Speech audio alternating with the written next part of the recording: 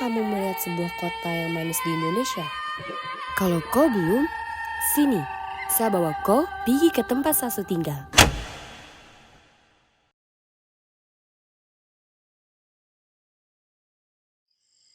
Ya, begitulah dialeknya. Di negeri ini, ada sebuah kota yang menatap matahari lebih awal dari tempat lain. Kota Jayapura. Kota yang berdiri di antara laut biru yang luas dan bukit hijau yang menjulang. Namun, kota Jayapura bukan hanya bentang alam yang mempesona. Ia adalah cerita hidup. Sebuah tempat di mana masa lalu, masa kini, dan masa depan berdiri berdampingan. Tapi, bagaimana sebenarnya wajah kota Jayapura di balik hiruk-pikuk sebagai kota?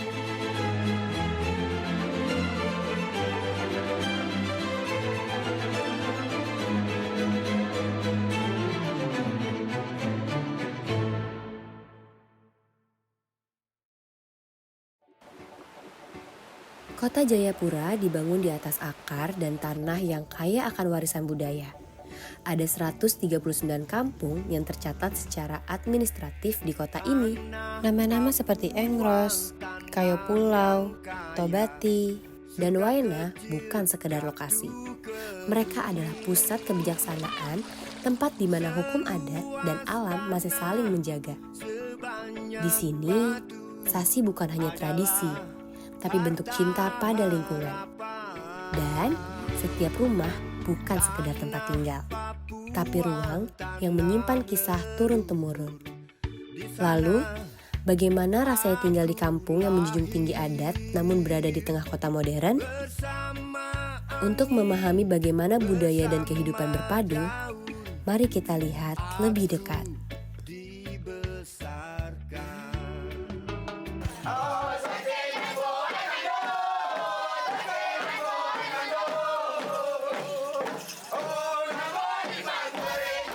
Inilah kota Jayapura dari jarak dekat.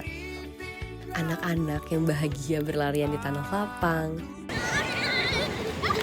Bapak-bapak yang bekerja keras dengan tangannya sendiri. Dan mama-mama yang membawa hasil panen dari kebun.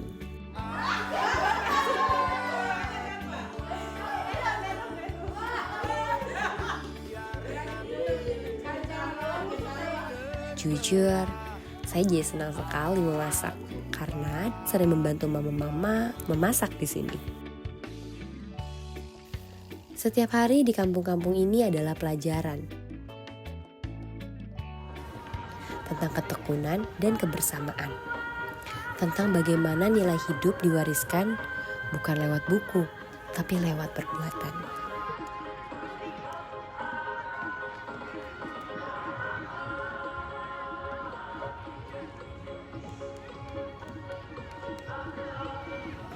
Namun, di tengah kehangatan itu, ada tantangan yang nyata diam-diam mengintai.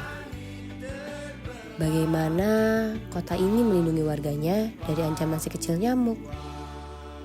Jawabannya dimulai dari satu hal sederhana. Mengenal mereka. Biasa jalan terus. Jadi makanya malaria masih terpantau. Ini kan ibunya ini kader ini. Kader malaria ini. Iya, ada beberapa orang juga ya. Memang kerja dari puskesmas itu. Dan mereka biasa pantau tuh siapa yang mulai ini dites malarianya, ada langsung berobat. Pernah malaria kan tidak? Kalau saya pernah, dia pernah. Terus malarianya tuh malaria kelas kelas 2. Malaria kelas 2. Terus parahnya tuh sampai bagaimana? Sampai kayak ini, dia kan tidur. Di dalam tidur tuh jadinya dia mimpi tuh kayak ke bawah ke nyata gitu. Jadi dia bangun tapi tuh posisi dia masih tidur. Jadi dia kayak bicara sembarang-sembarang gitu. Terus Oscar rasanya gimana? Pusing kah? Demam, panas tinggi? Panas. Pagi panas, terus malam Panas. malam panas. Terus habis itu sembuh. Terus tong kira sudah sembuh padahal belum toh. Terus dibawa lari ke rumah sakit gitu. Iyo, pas sudah sampai yang sudah halusinasi itu langsung bawa lari ke rumah sakit langsung puskesmas. Itulah alasan mengapa petugas kesehatan memulai langkah pertama mereka, yaitu dengan mendata.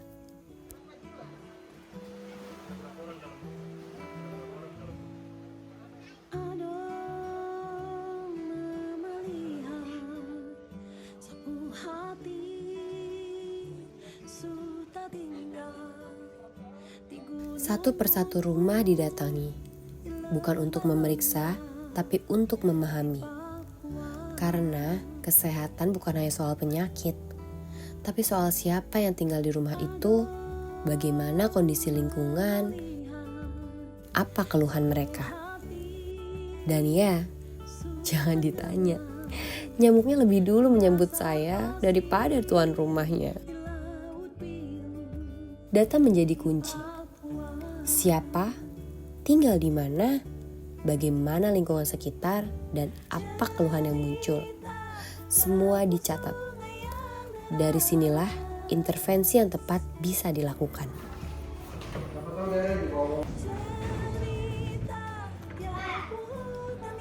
Setelah data terkumpul, ternyata tidak semua wilayah kota Jayapura itu tercemar penyakit malaria. Tapi kita tetap wajib memelihara kesehatan lingkungan. Nah, sekarang mari kita lihat bagaimana data itu bisa diubah jadi aksi nyata.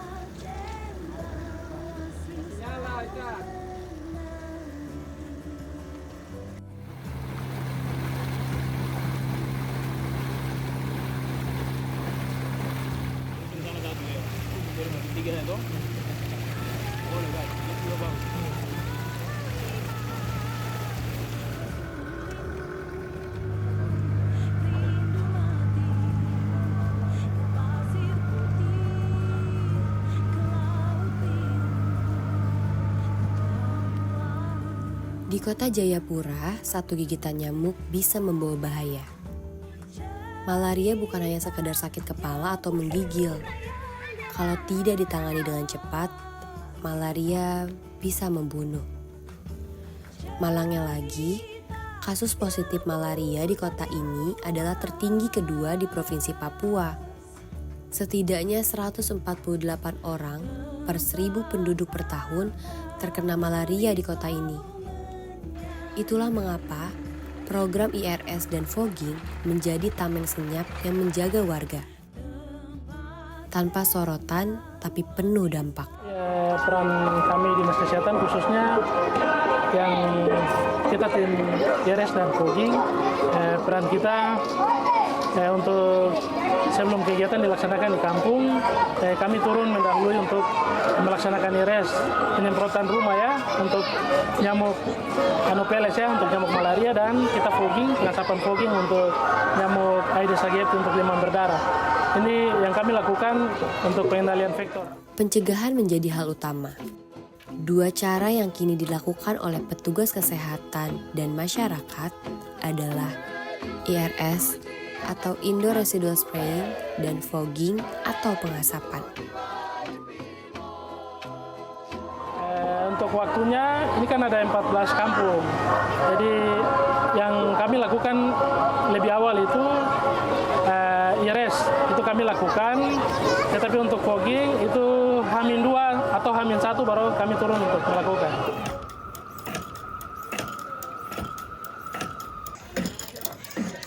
Ya, siap, Ibu. IRS itu menyemprotkan insektisida di dalam dan di luar rumah. Obat yang disemprotkan di dinding, di tiang-tiang kayu, di sudut-sudut rumah tradisional yang sering menjadi tempat nyamuk hinggap. IRS sangat membantu karena banyak rumah yang menjadi sarang nyamuk. Dia menghadap di kamar. Sayang kalau saya tidak semprot di kamar. Nyamuk yang hinggap di dinding akan mati, sehingga penyebaran malaria bisa dihentikan. IRS bisa bertahan sampai 6 bulan. Ini seperti benteng pertahanan. Tidak berhenti di sini, upaya pencegahan berlanjut.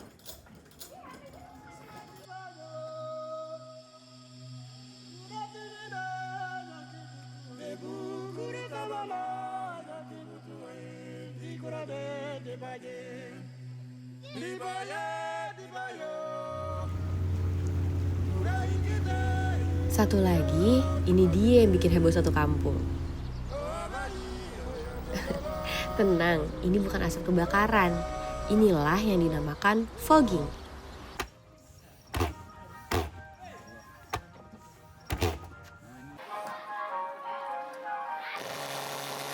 Kabut pekat yang biasa disemprotkan di pagi buta atau sore hari.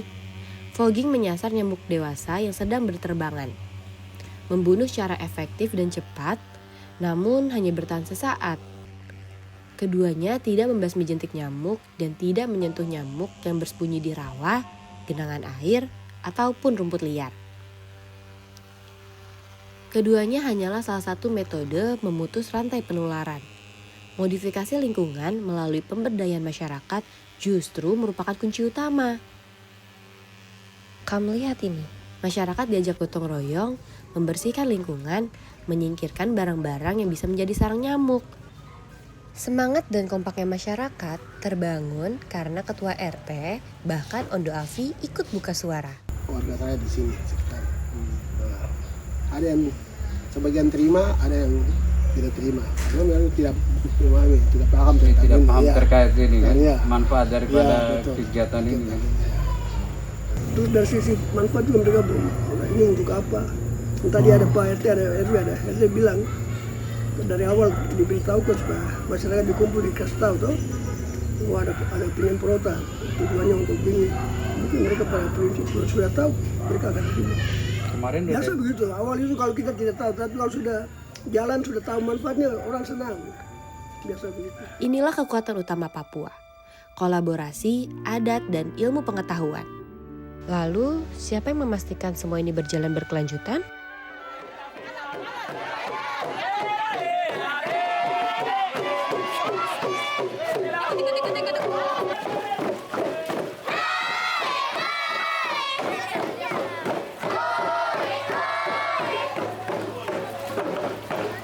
Wali Kota Jayapura, tidak untuk mengatur, tapi untuk mengajak.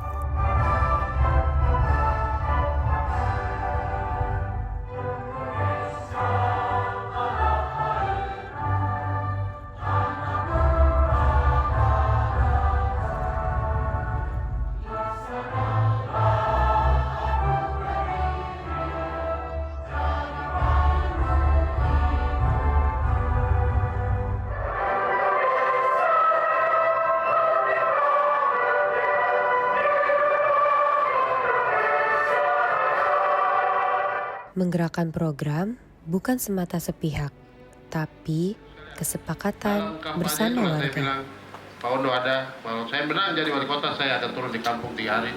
Saya mau dengar langsung apa kira-kira persoalan yang ada di kampung. Sehingga itu menjadi bagian terpenting dari pembangunan kota Jayapura ke depan. Ini saya akan turun bersama-sama dengan seluruh pimpinan organisasi perangkat daerah, ada Pak Sekda.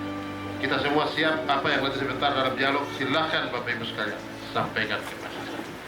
Dan itu menjadi bagian yang 5 tahun ke depan kita akan kerjakan, membangun kota Jayapura. Kota Jayapura dibilang berhasil itu kalau kampung-kampung itu semua orang merasakan sejahtera. Bagi banyak orang, ia adalah seorang wali kota. Di sisi lain, ia juga seorang Ondo Afi atau sosok yang dituakan dan dipercaya oleh masyarakat. Bersama para pejabat daerah dan tokoh adat, ia membawa perubahan dari bawah, pelan tapi nyata. Program-program kesehatan masyarakat semua dijalankan dengan pendekatan budaya, bukan sekedar instruksi. Ia tahu bahwa kepercayaan rakyat tidak dibeli dengan janji, tapi dibangun lewat kehadiran. Sebagai Ondo Afi Kota Jayapura, ia menjaga tradisi. Sebagai wali kota, ia mendorong kemajuan. Dan sebagai anak bangsa, ia membawa pesan Indonesia yang maju harus dimulai dari akar.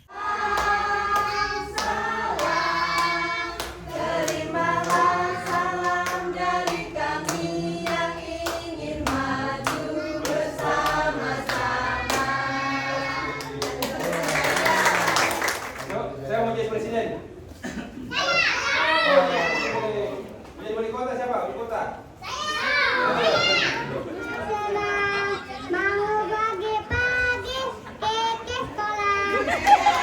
bawah kepemimpinannya, kota Jayapura tidak hanya dikenal karena keindahan alamnya, tapi karena semangat warganya untuk bangkit dan berkembang. Karena kota ini dibangun bukan oleh satu orang. Kekeluargaanlah yang menjadi tiang pondasi bersama.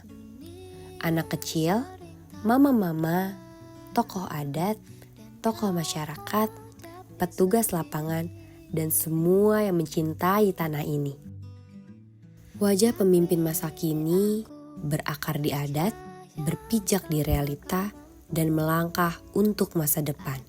Membawa Jayapura tidak hanya sekedar kemajuan, tapi juga lebih bermakna bagi Indonesia. Karena Indonesia yang besar adalah Indonesia yang memberi ruang bagi suara dari timur. Dan suara itu kini telah menyala terang di kota Jayapura. Bagi banyak orang, Jayapura bukan hanya sekedar kota. Ia adalah rumah yang terus belajar tumbuh tanpa melupakan akar. Tempat di mana adat dan modernitas bukan dua sisi yang bertentangan, melainkan jembatan. Jembatan menuju masa depan. Maka, kini pertanyaannya bukan lagi apa yang bisa kamu lihat dari kota Jayapura, tapi apa yang bisa kamu pelajari dan kamu bawa untuk masa depan. Papua, Indonesia, penuh budaya, adat, dan seluruh isi di dalamnya yang menarik untuk kita kenali dan kita cintai. Jangan pernah takut untuk berpetualang. Dan jangan lupa, mari bersua. Engkau tertidur, aku pergi menghibur. Beda kota pisah raga bukan masalahku. Lihat wajahmu di layar, ku tetap bersyukur. Iya bang. Anak-anak laki-laki cuma satu biji. Iya, mama bisa buat motivasi sama yang lain. Viral itu nanti. Kata-kata hari ini mama. Segala